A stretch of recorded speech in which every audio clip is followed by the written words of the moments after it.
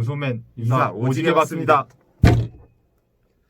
오늘은 중소기업 월급으로 서울에서 집 구하기 가능한가에 대해서 알아보려고 합니다. 요즘에 부동산 이슈가 뭐 어마어마하죠. 요새 집값이 매일매일 새롭게 갱신되고 있어요. 그러니까 사실 그 중소기업 월급으로 집을 살 수 있을까를 하면은 되게 힘들죠. 좋을 것 같은데 네, 불가능하잖아요. 그죠? 또. 중소 월급으로 어. 사실 대기업 월급으로도 집 구하기 집이 어려운. 비싸지.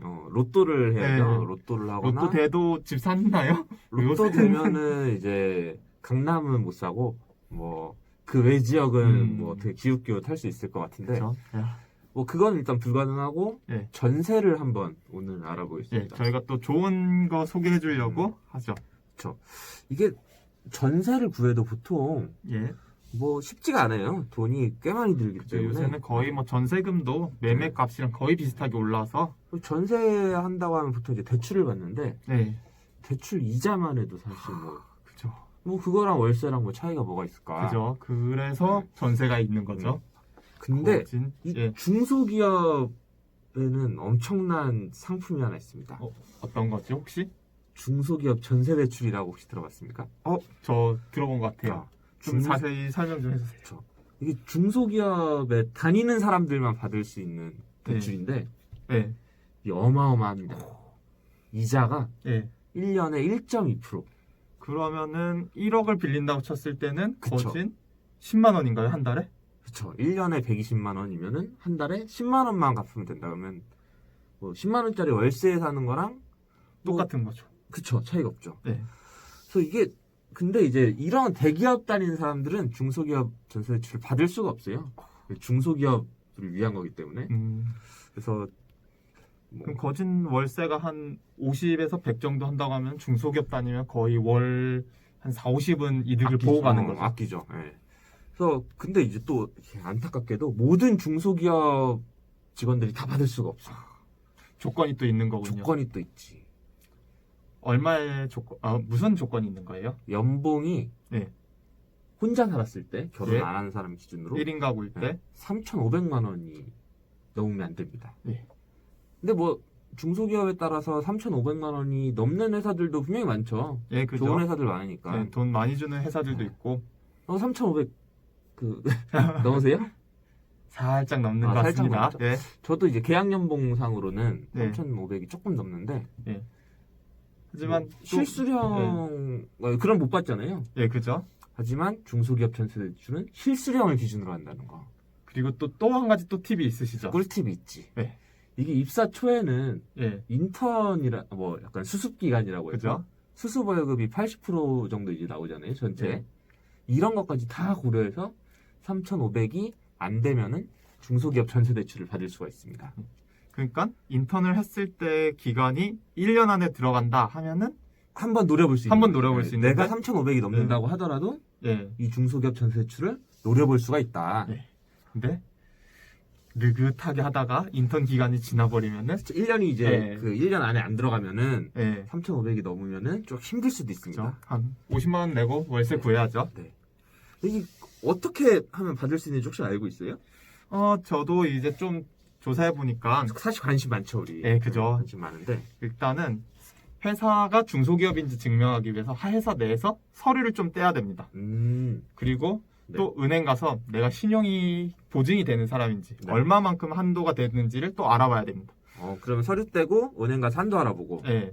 그리고 은행 가면은 이게 지금 나와 있는 제도로는 1억을 빌려주는 제도가 있고 8천을 빌려주는 제도가 있는데 그거는 개인의 신용에 따라서 조금씩 차이가 있을 겁니다. 예. 그리고 또 그러면은 이제 은행이 진짜 집을 사는지 네. 알아봐야 되기 때문에 그치, 이 돈을 뭐 대출받아서 예. 다른 데다 탕진하고 나면 그죠. 뭐 비트코인에 딱 네. 넣어. 가자! 영차. 할 수도 있기 때문에 네. 예, 부동산을 가서 매물을 보고 가계약을 하고 와야지만 이제 대출을 받을 수 대출을 있습니다. 이제 승인이 나는 거구나. 예, 그렇죠. 그러면 이제 우리가 근데 아까 1억짜리가 있고 5천 8천만 원? 예. 1억이랑 8천만 원짜리 있다는데 사실 1억이랑 8천만 원 가지고 예. 뭐 서울에서 그래도 살 수 있는 네. 고시원 이런 데 말고 예. 살 수 있는 집을 구할 수가 있나요? 사실 한 2, 3년 전만 해도 1억 전세면은 아파트 살 수 있고 오피스텔 살았는데 서울에서? 예. 아, 그래요? 예. 오케이. 근데 사실 요즘은 좀 어렵죠. 물론 있긴 있을 겁니다. 하지만 우리 거의- 동네에 1억이면 전세 들어갈 수 있을 것 같은 아파트 많이 있잖아요. 그렇죠. 그런데 이제 사실 그런 집 살고 싶지 않는 것도 있고. 그치. 예. 아, 그리고 사실 그 집을 구한다는 것 자체가 물론 이제 지방에서 올라와 서울에서 근무하는 사람이면은 예. 당연히 구해야 되는 거지만 예. 만약에 서울에 있는 사람이 뭐 독립을 하겠다 하면은 사실 그 이유가 여러 가지가 있지만 그죠? 조금 또 핫한 동네 맞아요. 한번 살아보고 싶은 그죠. 그런 불금을 보내고 집에 걸어서 가는 그 쾌감. 그러면은 한번 이제 그 핫한 동네가 물론 예. 이제 많지만 서울에 예. 이렇게 뭐 직장이랑 거리 이런 것도 생각을 해서 뭐 동부 서부 예. 괜찮은. 나누면은 예. 뭐 서부는 망원지구 예. 망원지구 괜찮죠. 망원지구. 홍대도 가깝고 신촌도 그치. 가깝고. 그치. 젊은 사람들도 많이 오고 예. 요새 또 망원- 뜨는 예. 동네죠. 망원지구 한번 매물을 예. 1억이나 한 8천만 원짜리가 있는지 예. 아니면 뭐 돈이 추가로 들면은 뭐 모아둔 돈을 이용해서 예. 뭐 충분히 이제 지불할 수 있잖아요. 그죠? 한번 매물을 한번 볼까요? 예. 한번 봐볼까요? 지금 매물을 우리가 좀 찾아놨잖아요. 예. 지금 여기 보시면은 예. 여기가 이제 망원지구 쪽이고. 망원지구인데 오 전세 5천만 원짜리도 있어. 지금 사실 가격 낮은 순으로 하면은 낮은 순으로 하면은 아휴, 뭐 이게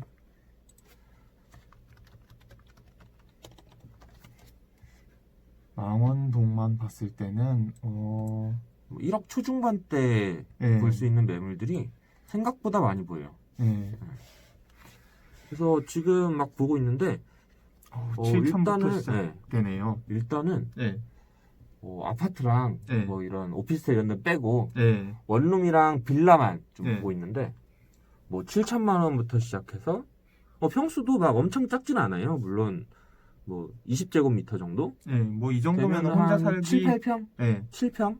제가 옛날에 네. 고시텔에도 한번 살아봤는데 고스텔 몇 평이었어요 그때? 한 사람 2명 누우면 꽉 차고 화장실 있는 정도? 맞아. 2명 누웠는데 실제 꽉 찼어. 예, 2명 누워봤잖아요. 사실 우리. 와봤잖아요. 충격받고 갔는. 근데 혼자 살만 하더라고요. 혼자 살면은 뭐 그 정도 한데 그래도 뭐 이왕 독립하는 거 좀 뭐 괜찮은 책상도 하면은 있고, 그 방도 책상 있고 냉장고 있고 옷걸이 있고. 저 같은 경우 한 네. 8평 정도 되는 약간 이제 오피스텔 느낌의 예, 근데 살아봤는데 정말 좋아요. 그죠. 침대도 이제 크게 하나 들어갈 수 있고 그 집 가봤는데 진짜 좋지. 침대 크고 환상적이지 거기는. 예. 화장실도 좋고. 그래서 이제 뭐 망원에서 한 이런 정도 집 구할 수 있을 것 같아요.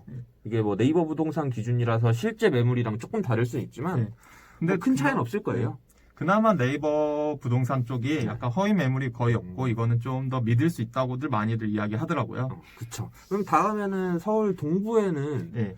좀 어디 살면 그래도 좀 이렇게 간지도 좀 나고. 동부 쪽에는 일단은 건대 쪽인 광진구가 있지만 또 요새 떠오르는 곳은 성수동이죠. 성수동. 근데 생각보다 예. 일단 찾으면서 들으세요. 예. 생각보다 핫한 지역인데 그렇게 비싸지가 않아. 내가 생각했던 것보다. 그죠. 지금 일반 원룸 같은 경우를 지금 보면은 전세로 봤을 때 네. 여기는 더 싸. 예, 4,500부터 시작하네요. 뭐 물론 실제로 가봤을 때 이 집이 뭐 정말 살고 싶지 않은 집일 수도 있지만 근데 그치. 평수로만 봤을 때는 크고 지하네요.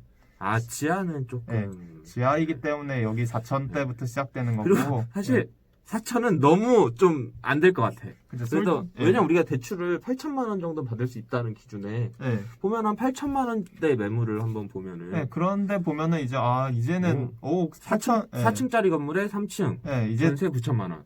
올라가네요. 하늘로. 그치. 이제는 뭐 땅 지하에 안 놀고 이제 1억층 제일 높은 층은 한 1억이면 되네요. 5층 건물에 거기다 5층. 빌라. 예. 근데 전세 대출이 안 되는 데가 이렇게 있습니다.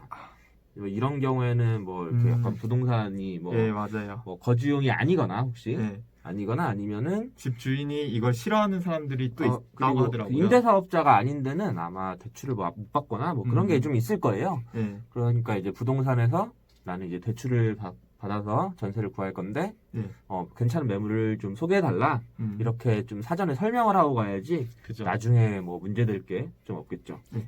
또 뭐 생각보다 네. 그렇게 8천이나 1억 정도 전세 대출 받으면은 서울에 좀 요새 떠오르는 핫한 지역 같은데 원룸 구하는 거는 진짜 어렵지 않은 것 충분할 같아요. 것 같네요.